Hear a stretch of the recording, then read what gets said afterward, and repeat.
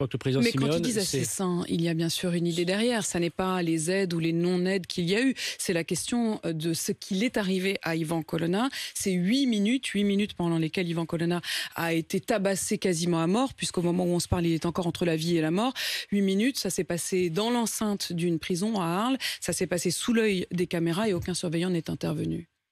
Alors, il est sûr que ce qui s'est passé dans la prison d'Arles pose de graves questions. Il y a 3 enquêtes, je dois le redire. Une enquête confiée au parquet antiterroriste. Il s'agit donc manifestement d'un acte terroriste, comme Samuel Paty. Manifestement, il y a eu un blasphème. Alors évidemment, tout n'est pas comparable.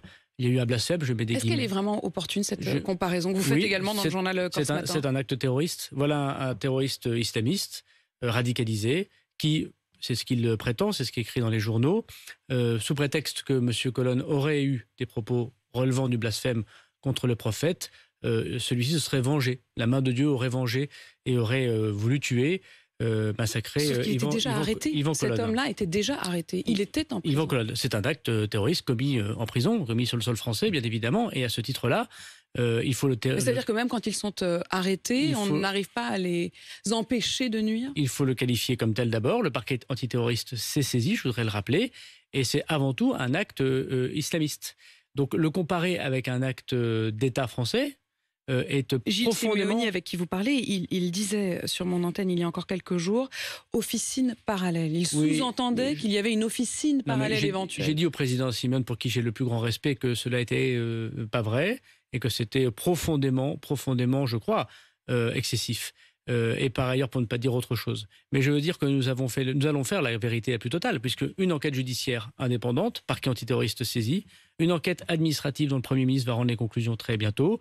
Et aujourd'hui même, le Parlement fait des auditions. Je crois que le directeur de l'administration pénitentiaire et le directeur de la prison d'Arles répondent devant les parlementaires, notamment devant les parlementaires élus en Corse. Donc toute la vérité doit être faite sur cette histoire. Et bien évidemment, il y a une part de la responsabilité de l'État lorsque un prisonnier connaît une tentative d'homicide. Bien sûr, je veux aussi dire que nous ne devons pas confondre les choses. Et que depuis longtemps, nous discutons de la question des détenus corses. Voilà, ça fait 24 ans.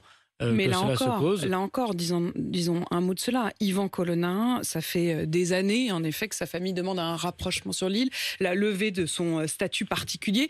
Et ce statut particulier est levé au moment où il est entre la vie et la mort. Donc il va revenir en Corse, mais il ne pourra plus de toute façon échanger avec sa famille. Il y a 2 choses très différentes. Ça a été vécu comme une forme de provocation. Oui, je le sais, mais il y a 2 choses différentes. Il y a la levée de DPS, de détenus particulièrement surveillés, de Ivan Colonna, qui a été faite par le Premier ministre, non pas par provocation, mais parce que cette DPS empêchait des personnes de venir le visiter dans des conditions, si j'ose dire, normales.